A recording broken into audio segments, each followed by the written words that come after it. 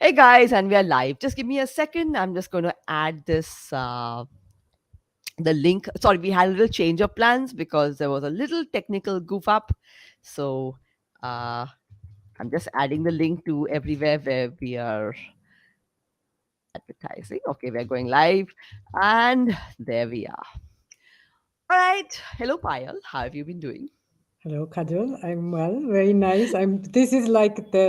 This is topping off the end of my year to actually be invited to you.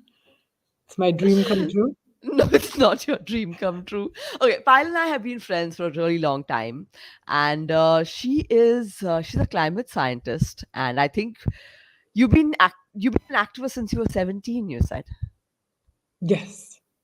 okay, Really, really more like 1917 was I was living in Germany right after the wall came down.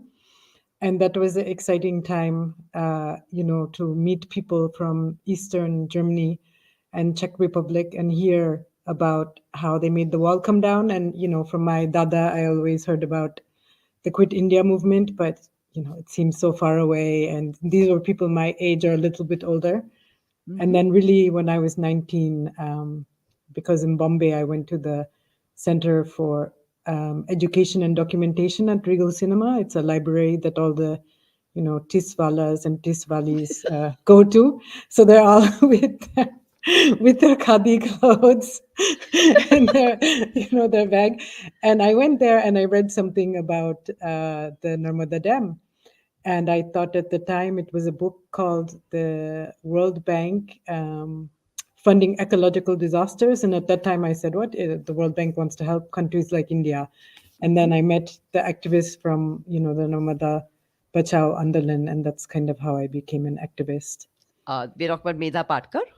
Yeah, yeah, Okay, yeah.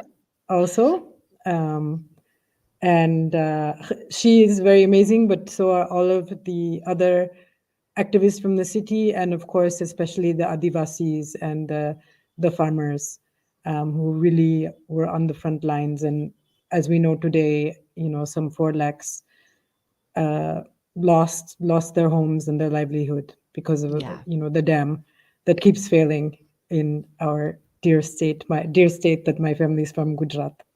okay. But so finally, that there was no goal. Like the government stood their ground and just went for Yeah. it.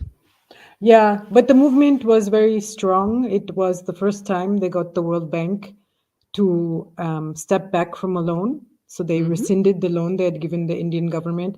But, the Gujarat government is very much in bed with a lot of industrialists, and they found other sources of funding.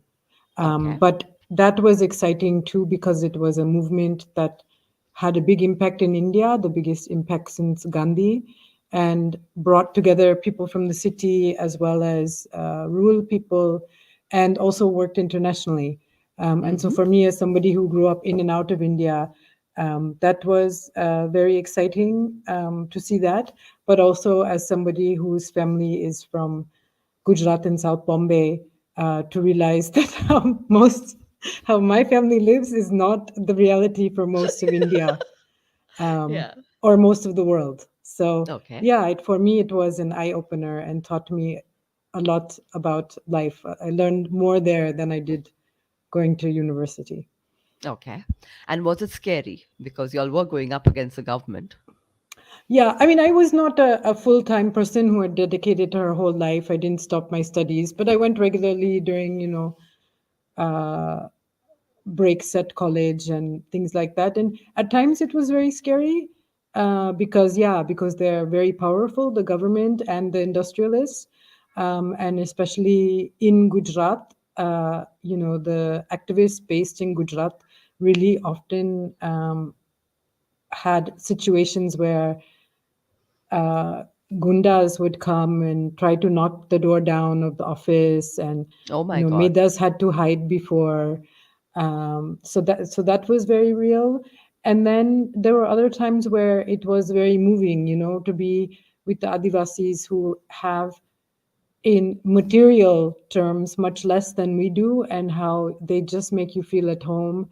They offer you everything. You can stay with them, you eat with them, and they're understanding of the land, their culture. It's so much different than ours, even how they celebrate Diwali, and it's much more communal. And that those were the moments that were also quite moving. And to see Okay. that they still, despite all the difficulties, they still found a way to enjoy life.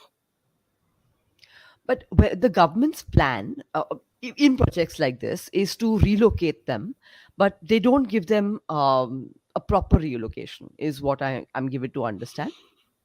Yeah, so this is also not just in the case of the large dams. It's also, as we know, the coal mines, right? If we want to move towards climate, and so it's on a number of different scales. One is you have internationally, and India has signed on to this agreement where you have to give free, prior, and informed consent to Adivasis, to indigenous peoples. So that means they get the right to decide because they are the original inhabitants. Okay. Yet that is often not respected I would by the assume so. government. Yeah. And naturally, many of the Adivasis will not know that this exists. Um, then, secondly, the piece is exactly around compensation. What does it look like? Where do you end up? In the case of the Narmada Dam, the communities, this is where Maharashtra, Madhya Pradesh, and Gujarat meet. So Hmm. it's three different languages, and then on top of that, you're an Adivasi. I mean, those of us from Bombay have enough problems speaking an Indian language, right? And then imagine Yeah. you've not had the chance to go to school. Your language is not a written language, and maybe especially the women will not. Maybe the men will speak Hindi, Marathi, or Gujarati to some extent, not or fairly well, but not the women. Okay. Then they decide that you're going to go across the state border. You're going to live someplace where the land is very different than what Hmm. you're used to. I mean, in 40 degrees heat, they're going to put you in a aluminum shack. Oh I mean, my. they end up being like busties on the edge of a Yeah. town, and it's the first time that people have been, and they give you a lump sum of money. And just imagine, like when you give a 5-year-old Yeah. or like $1,000, well, the kid is just gonna go crazy. And even if you're an adult and you've not been a part of the cash economy, you're gonna do the same. You can't understand that that needs to last you so long.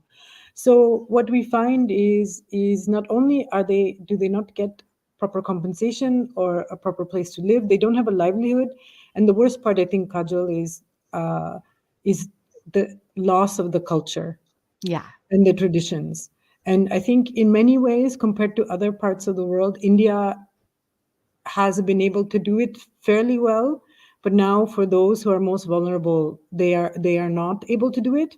And in the case of coal, they also don't even get, or either they will maybe get jobs in the coal mine, which, Hmm. as we've seen all the pictures, we know Yeah. It's it's not a dirty. job which they would want.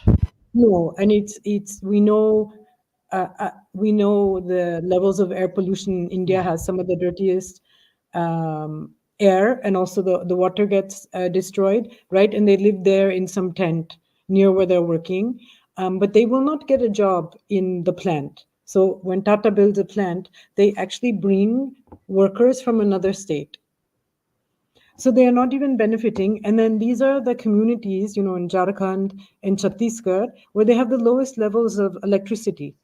Okay. So the coal is coming in to electrify the country and to power all of the industry. Yet the people that have to be displaced and maybe do the dirtiest work don't benefit. I And get you. and this is what it really comes down to when it's around development as well as around climate, is around these issues of inequality between countries. So, India versus, say, the US, but also within countries.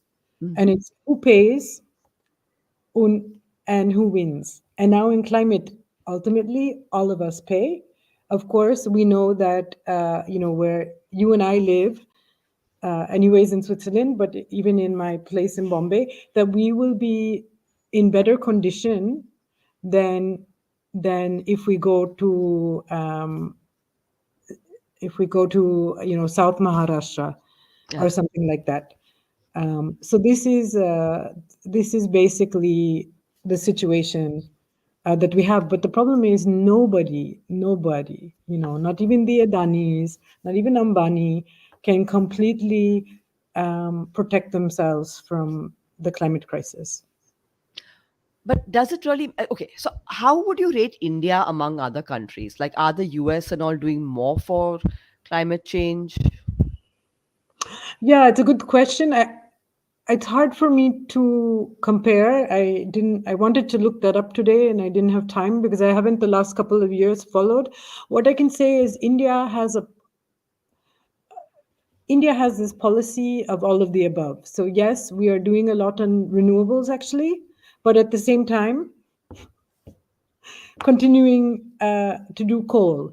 And it's much more difficult for countries like India, most of the African countries, because we're much less developed and much poorer, right? So and US has, okay, it's their problem that they don't spread their wealth. I mean, although we don't do it in India either properly. But what it is the problem in the US and Europe have it easier because they have reached a certain level of development, and they can actually, what's increasingly being shown by alternative economists, is that they don't have to grow anymore more their economies. They can actually shrink their economies and still take care of their communities. Which means We don't. they outsource stuff. No, no, no, no. It's not actually because of that. It's because it's not because of that. It's because a lot of the.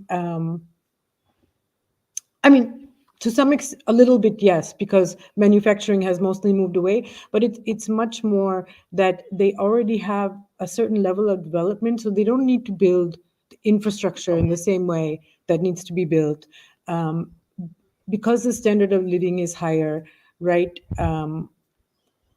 They don't have to invest as much in certain areas, even Okay. social areas. So that's why, and we don't have that luxury. So that makes it more difficult. But the problem is, if we follow this, all of the above, we're also one of the countries that's most climate vulnerable. Okay. So it's like shooting yourself in the foot. I mean, Okay. how hot was it in Maharashtra in April? It I was mean, it was unbelievably hot this time. yeah, and that how many people died at that Yeah.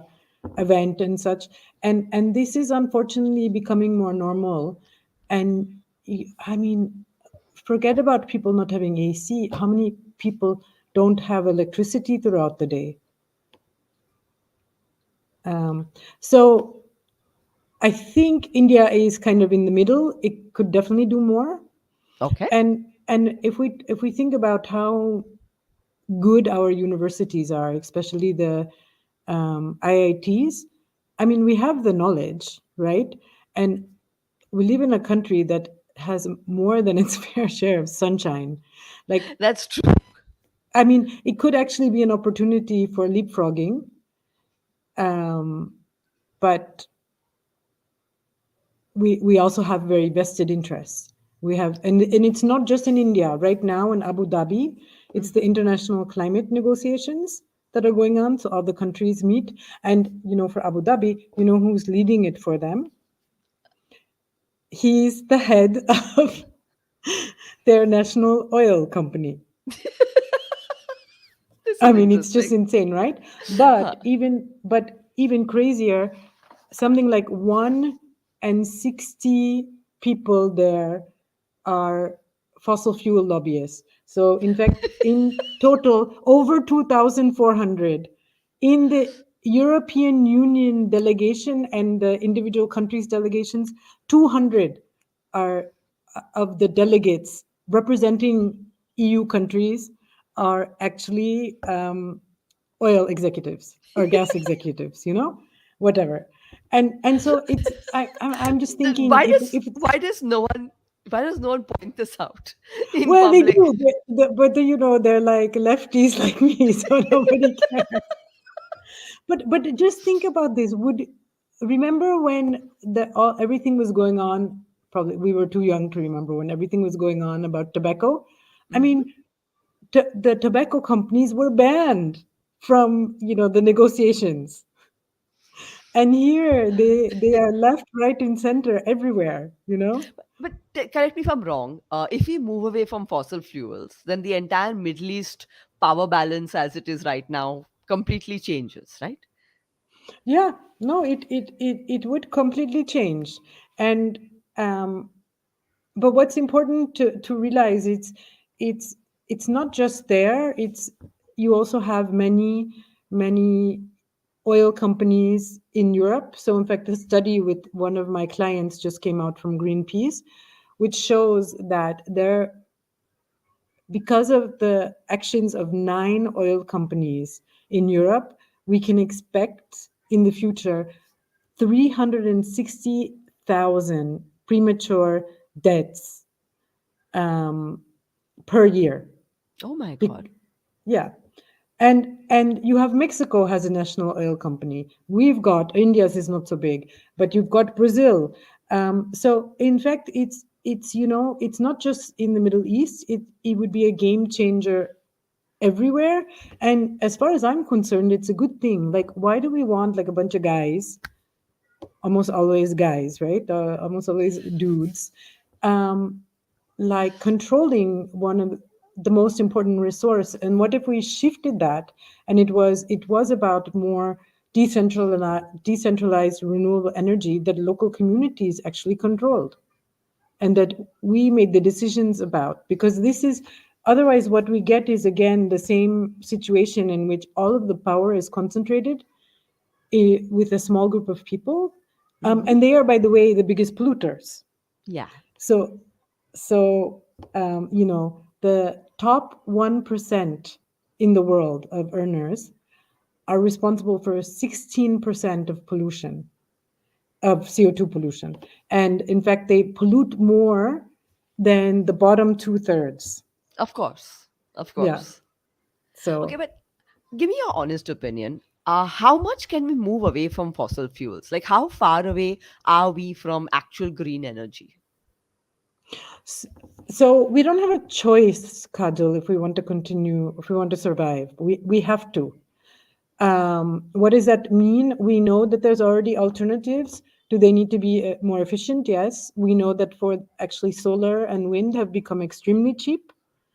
Um, does it mean that some of us, and I'm talking about people in the West and say the wealthier, maybe the wealth, upper middle class to rich in India, will we have to use less resources? Yes.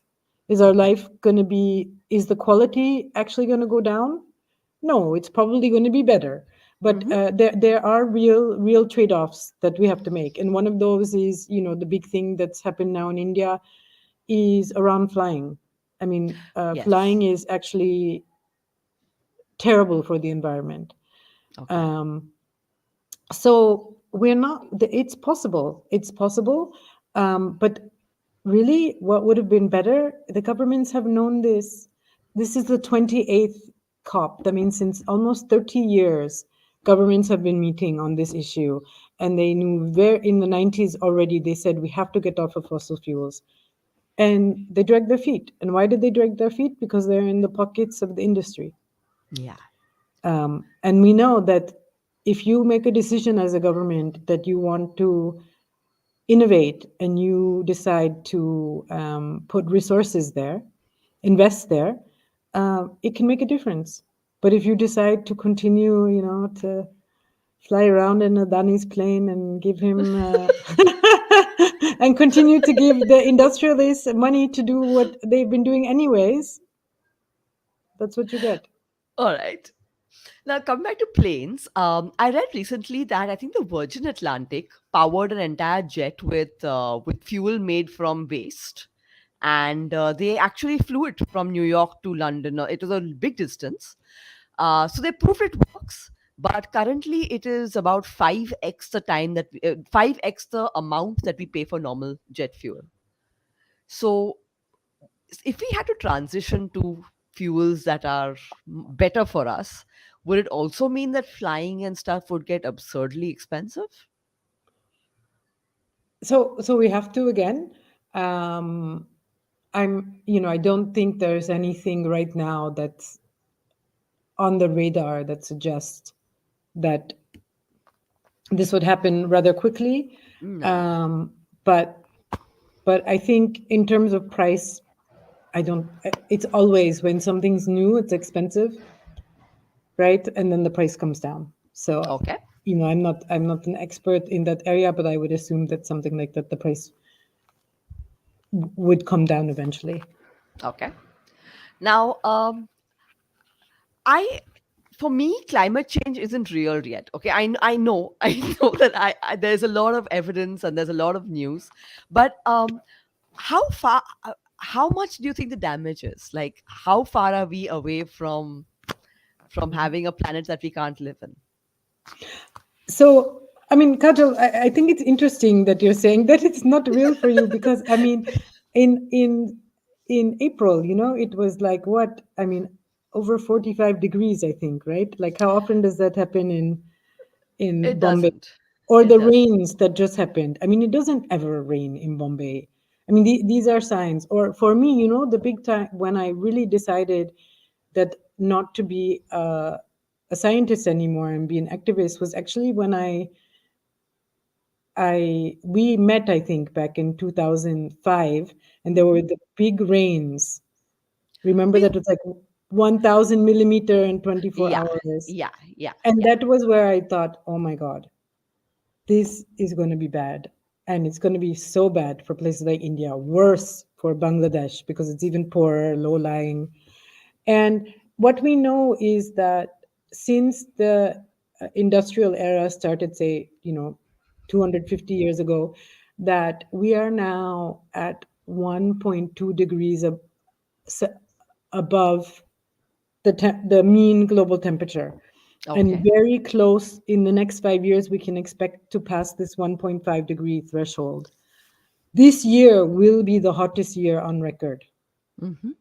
I mean, I also hear even in Europe, in Switzerland, it was like 39 degrees. What? Yeah. I mean, it's not the same as in India because it's like the mornings and evenings are still cooler, but yeah. And what we know is that the impacts are happening faster than we expected. Okay. And the big fear is that we hit these tipping points. We hit a point where something changes. So, for example, you get more ice melting. And we Yeah. know that. We know that, for example, we know that the ice in the Antarctic is melting much faster than we thought, at both poles, actually. And so, what happens is when you have ice, it reflects some of the heat back.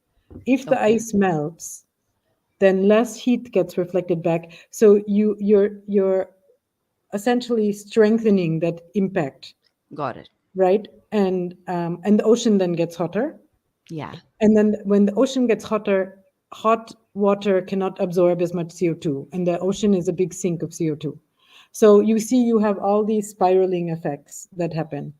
And when one of these points goes all the way to the end, then it's like a snowball, and you can't stop it. So what we know is that the mean global temperature has increased, the amount of extreme weather events has increased. We know that that there are impacts to agriculture. I'm not an expert there, but that's also there. So this is basically it is already happening, and the fact that in places like Germany, that is one of the wealthiest countries in the world, and 2 years back, I think 2 summers back, maybe 2 years back, they had huge flooding, and in a place like Germany, people died I get because you. of the flooding. We expect that in India, right? Yeah, I get you.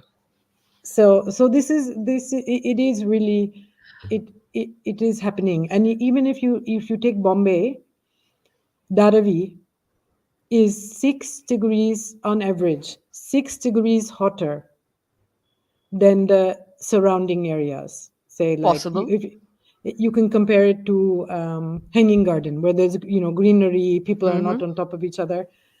Um, yeah. Okay. Even the rains in New York right now.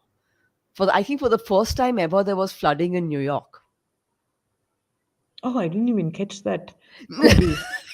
Okay. But there was, back in 2012, there was Hurricane Sandy, and Oh, that time I was working for Greenpeace, okay. and like the subway flooded, Okay. and it was a huge thing, and it was even on, I think, some major U.S. magazine, Time magazine or something, about climate changes here now, and that But was 11 years ago. but hurricanes bring their own source of chaos, right? Like we've always expected hurricanes to bring floods, and has that Huh. changed? No, that so what has changed is the increase in the number of hurricanes. My professor, when I was at MIT, is one of the experts on it, Professor Carey, Mhm.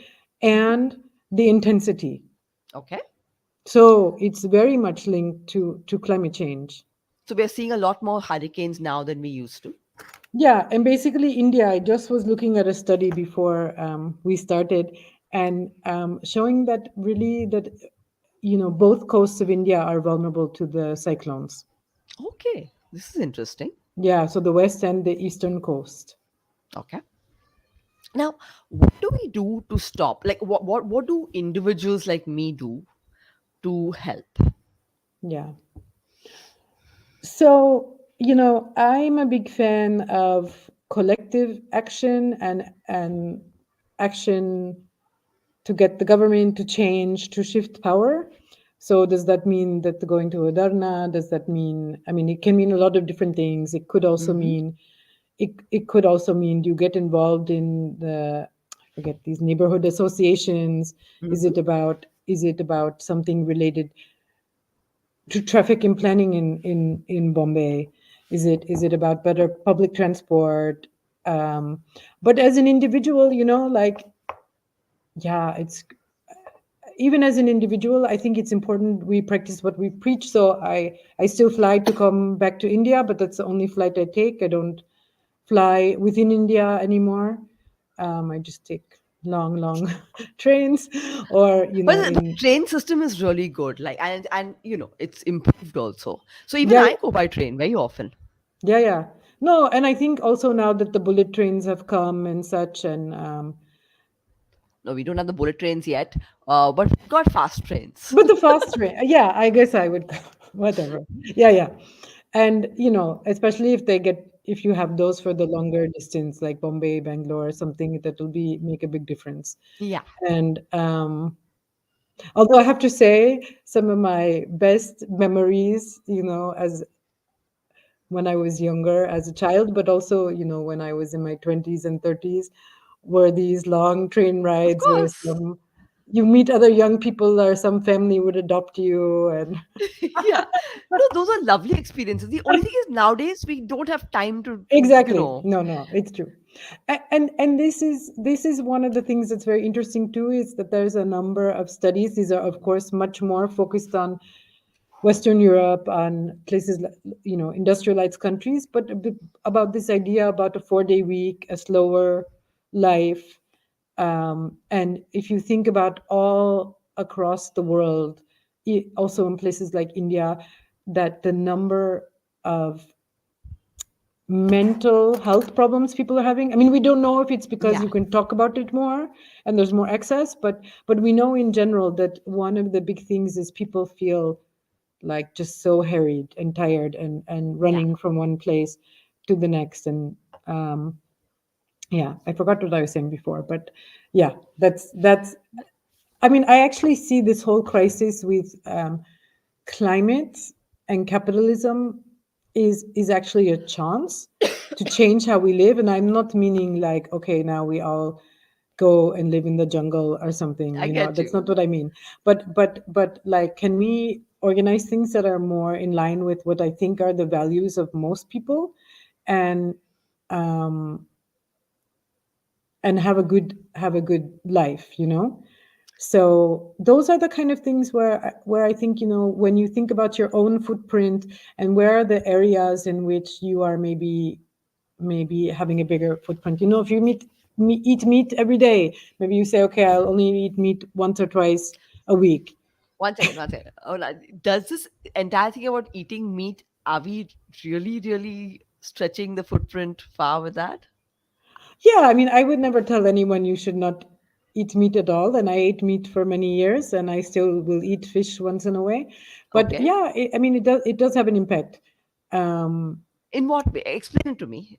it's when you produce, so the amount of land that you need to produce meat is much more, because of course the animals have to graze, right? Okay. And then the amount of resources you need to put in, like if you take okay, 10 zucchinis versus one bakri or something, I don't know, you know, how much water and um, fodder that they need is much Okay. more. Okay. So that's the main thing. And actually, the higher, so chicken needs less than if you then say, gauche or something. So Okay. it's that way. But that's one example. One example is, okay, can you take the bus now? There's a metro. Can you take the local? Do you have to drive? Those kind of things. But I think the bigger things are when you can really push for changes in the way, say, the city or the country is run. Um, are there political campaigns? Can one Okay. support somehow, even if it's not your thing to go and take part in a satyagraha or something? Maybe people from the city can send money to support, the Adivasis in Okay.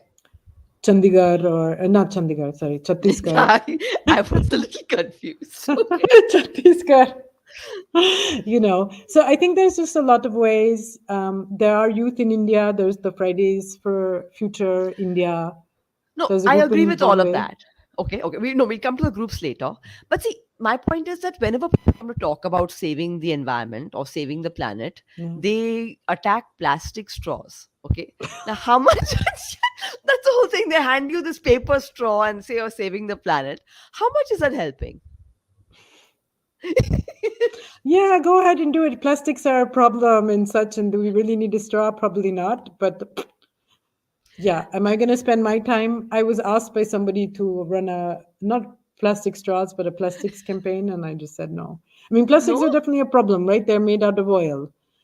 Like, But in but I mean, India, come on. in No, it's India, you we just have never to kind of throw. laugh at it. We You never can throw feel good. plastic. We never throw plastic. Okay. Yeah. In India, I mean, I've got generational plastic in my kitchen.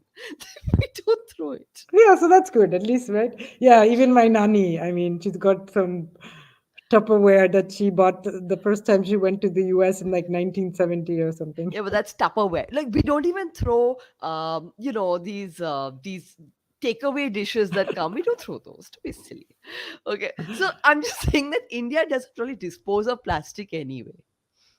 Well, I mean, maybe not that kind of plastic, but like, if you take like the Miti River, it's like full of plastic bags and Plastic bags is a bare minimum of what goes into the river. They dredged the Andheri, that little yeah, nala, and they yeah. found a fridge. They found a fridge. Oh my God. So no one here has any, like, social consciousness about what they're junking. Okay, it's done. How do you, what help is that straw that people keep harping about? I mean, I think that's just like the most superficial thing you can start with. Yeah, I mean, I don't disagree with you, trust me. Then even okay, even when it comes to the meat issue, okay, people say that meat is a big footprint, but here in this country we're never going to be off dairy. I don't think ever India is going to survive Yeah. without milk. Okay. Then there are the vegans who say that vegan lifestyle is more climate friendly, but from what I read, making almond milk is itself a massive footprint. Yeah, so I mean, I would definitely not, unless you're making badam ka doodh at home, I would definitely not buy it, right? And also, it's coming like they're doing it en masse from like California almonds in a place that has water shortage. No, no, but Yes. but of course, there's other options. Like if you use something like oat or some of the different grains that we have. That's true. Those are much different, you know. So look, it is a reality, but also I've seen enough vegan people here, different than in India, who just buy a bunch of fake meat and I don't know, like, you know, processed food, which is disgusting.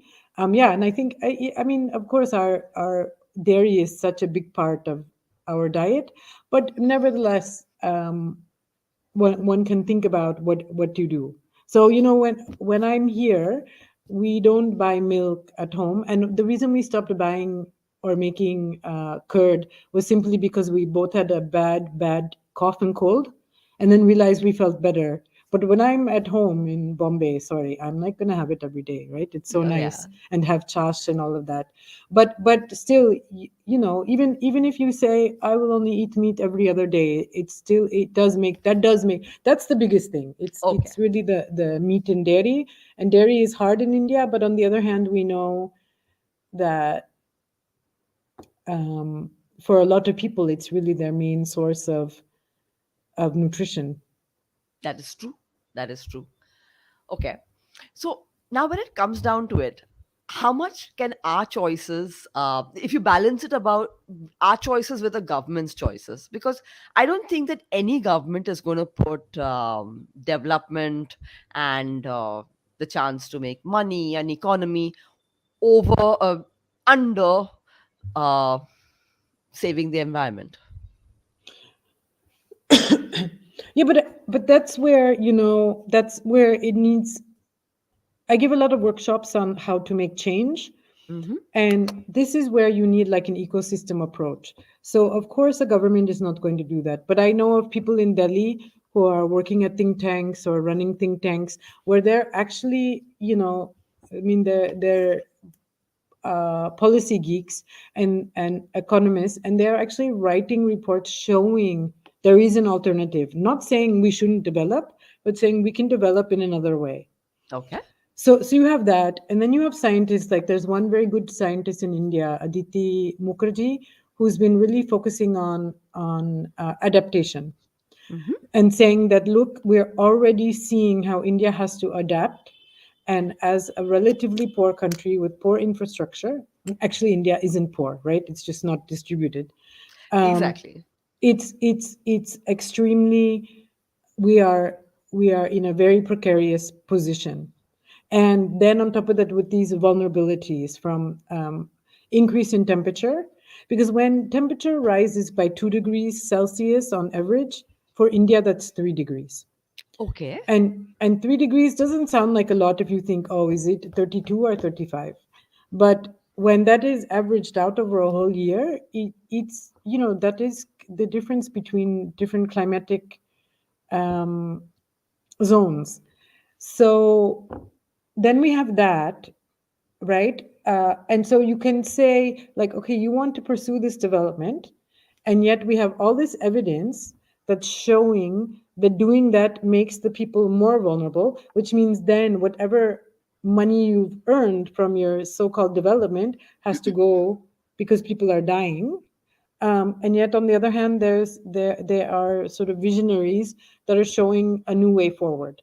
And Mm-hmm. so then you get, you know, on the one hand, people who are resisting at the front lines, like the Adivasis or farmers, um, and then you get others that maybe some of these young people from Fridays for Future or whatever, who try to do creative actions or get citizens across the country or advocacy groups like um, CSE to show the government that there are voters in the country Mm-hmm. that see things differently. And so you need all of this, right? And that's the only way, because right, and also to really be calling out the industrialists, because they don't care about actually the development of the country. They care about their No. own pockets. Yeah. And of course, they are very well connected. And we know that they can all, I mean, like, it's ridiculous, right? That Adani's house in Bombay is Ambani's, not Adani, As Ambani's house. How? like many army people and police valas are there, you know, and you're thinking, is this what the government should be spending its money on? So we know that they have a lot of influence, and that's really, it's hard, and it takes a long time, right? You've been protesting on three continents. Have any of your protests been against industrialists, and how has that worked? Oh yeah, they're my I have the most fun doing that because it's so, right, you don't like, they're just evil. So um Okay. um Anything comes to mind? Anything yeah, I particular? mean, I can give a number of examples, but one is, so in India you have near Mahalakshmi station, Essar Mm-hmm. house. SR, yeah. Yeah, they have their headquarters there. Yes. And so I supported an action where we brought communities that were adversely impacted by their actions, and Greenpeace had done some climbing, and some people from Greenpeace staff went inside, and it got quite a bit of attention. All of the major media companies and the papers in India covered that. And another thing we did here, Glencore is this big trading company that's not known in the world and barely known in Switzerland, but they're responsible for almost like 80% of the world's trading on raw resources. So on, Mm-hmm. on things like gold, coal, whatever. And so we found out where the owner lives, and we brought sacks of coal. And then, yeah, and then, for like uh Shell has No, no, really one been second. in. Hang on one second. Y'all bought sacks, of course. How do y'all get in with all the security and stuff like that? Yeah, but it's not like, so Switzerland, it's not like India, yeah, where these people live in gate. They don't live in gated communities here. Okay. So y'all just walk in with your sacks of coal. And then what Yeah, happens? Do they call in the police or yeah. The police came, but I mean, but they can't say that people are not allowed to come to your house and ring your doorbell things are and leave really you something. different? Things are really different in other countries, man. Yeah, yeah, yeah, yeah, yeah. For that, Yeah. yeah, yeah. Okay. So, Carry so, on. so, so that was also something, because now, because you can do live streams and things like that. We had done a live stream, and we got somebody in our group knew, to get it to a who worked as a journalist, so that got out, and it was a good way. Did that change the world? Did that take away their power? No, but it chipped away at this idea that they thought nobody knows what they do or who they are, that they're under the Mm-hmm. radar. And then, yeah, with Shell, I've done a lot of stuff, because in Like, Nigeria, okay. Shell is a nasty company, nasty, Okay. nasty, nasty, and we've supported the Agoni peoples, who are indigenous people in Nigeria, who, their land has been completely destroyed by Shell, and people were died. And it wasn't directly Shell, but it was very clear that the Shell was complicit. It were paramilitaries.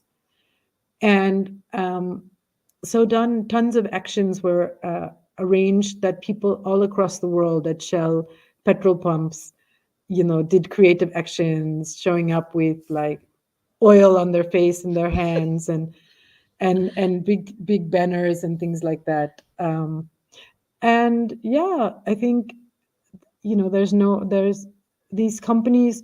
The biggest thing that we can do is get rid of their social acceptance. I mean, there's other campaigns I've done that have looked at the financing Mm-hmm. of dirty projects, so targeted the banks Okay. who are actually giving the oil companies loans. Okay. Um, but they're so big and they're so strong, and in a large way, there's this idea of power, that if I have power on top, then there's people below me, they're pillars that are Mm-hmm. holding me up. And if we can break away at those pillars, and I think one of the pillars is this acceptance of industrialists, And so that is one of the reasons, they don't fund museums and everything else because they actually care about arts and culture. They do it so that they look good. And I just Yes. was watching on Netflix. If it's in India, you should watch it, about this, the Sacklers who have made that, the drug, the painkiller OxyContin. Okay. And in the film, it's a short series. The founder, who basically wants to have a painkiller so that he can get people addicted to it, is, he says, like, yeah, that's, we fund all this other stuff so that people think that we're good people. Oh, he says that. And in a way, like, Tata has also done a lot of really terrible things in India around coal, and they have such this reputation, right? They have this reputation for being very, very honest and above board. Yeah, yeah. Yeah. So, and that's the thing for me at the end of the day, like, I'm not going to continue to, like, fight to make the world a better place if it's not fun and there's not some joy. And there's a time for doing really serious actions, or sometimes where you feel that you have to go and talk to the industrialists, but like, they screw us over all the time. And they're in we're seeing it, with the way things are going in India. So yeah, let's have some fun at their expense. Uh, so recently in India, there was this politician who raised her voice against Adani, and she's just been thrown out of parliament. So that the consequences are huge. Yeah. No, no, no. And it's scary, right? Because I think one of the things, as an Indian who's not living there anymore, I was always proud of, like, three things. One, that we had a very functioning democracy and a very uh, lively civil society. Hmm. Um, and then secondly, that we are, very diverse in terms of the number of languages, the number of Yeah, religions, and that we found a way, for the most part, to live together. And especially, as you also know, when you live in Bombay, it's really great. Like, we had, yeah, a group of people we went trekking with who were from every religion, different parts of India. And that is something you don't experience. There's no other country that's as yeah. diverse as we are. Um, but both of those you know, Things are, have changed. Yes. yeah. No, it definitely, and that's the thing, you have to think about this kind of stuff, because even here now, climate activists are being jailed for Yeah. peacefully blocking, and being jailed for months at a time. Okay. You have Um, been arrested once, I think. Once? a few times, yeah. A few times. Okay. How Yeah. does that work out? Do you need your own lawyer or are you all released eventually? It depends. Yeah, I mean, normally, so when I've been picked up in India, we weren't expecting it. Um, and yeah, that wasn't so fun. But This was in Gujarat. yeah, Hmm. which is not fun at all. No. But that was a long time ago, But and Payal, there are no fun jails in India. I don't think any of our jails qualify as that. no, no. How I mean, long there's were no you? fun jail, actually, because There's at no least fun. I get, even when I know, like, I did an action here, and I knew that, okay, I will be out in a few hours and there will be nothing, and there will be some fine. Like, all I have to say to all the questions is no comment, no comment, no comment, and then they'll let me out, and then I will get the fine, and then I will decide with the others, are we going to fight the fine or just pay it? And I was like, I'm just paying it, whatever it's like. Okay. It was like 10,000, 12,000 rupees. And when you're paying in the money here, euros, it's like, it's okay, whatever. But,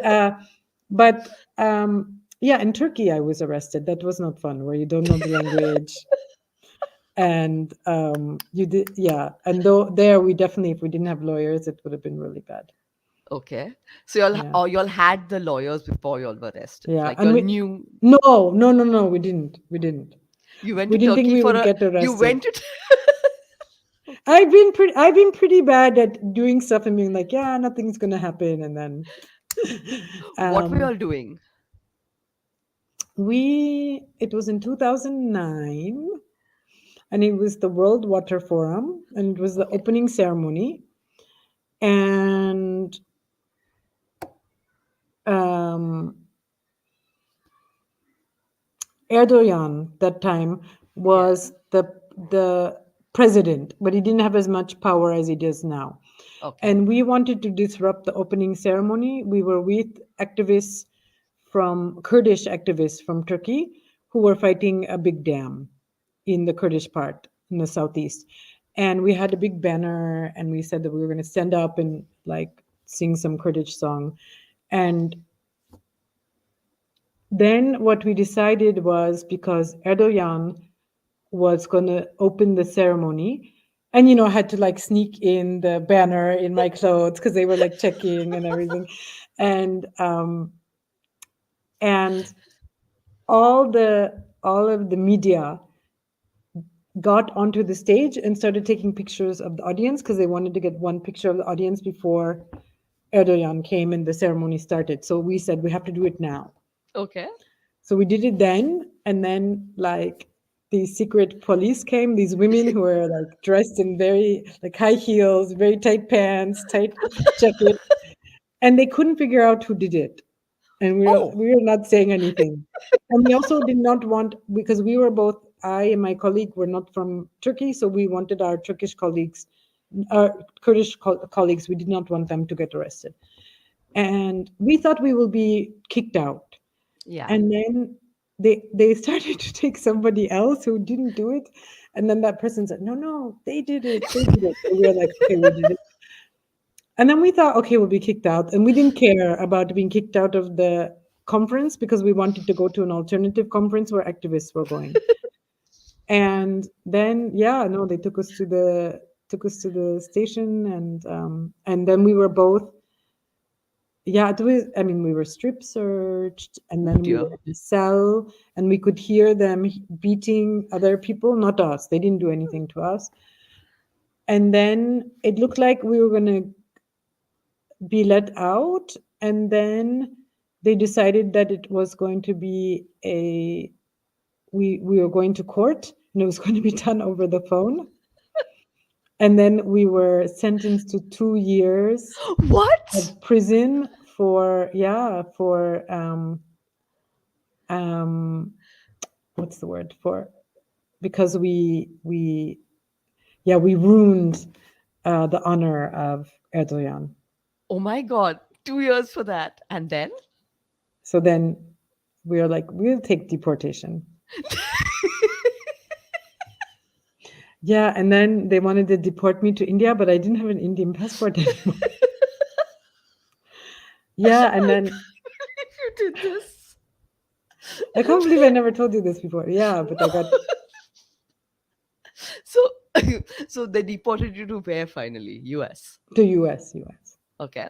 And how And does it was, deport? How yeah, does I it work? mean, so, at some point in the early morning, they woke us up and we had to go to the um, airport. And then we were in the airport jail. And there, most of the people there are like, they don't have the right visas or whatever. Okay. Um, and then they took us, and they were mostly men, and it was just the two of us. And they like wanted us to go in the men's bathroom. And we said we had to go to the bathroom. We're like, we're not going in there. Get us another bathroom. And then my colleague Anne-Catherine from Germany, she went back before me. And then I had these two really, really asshole police.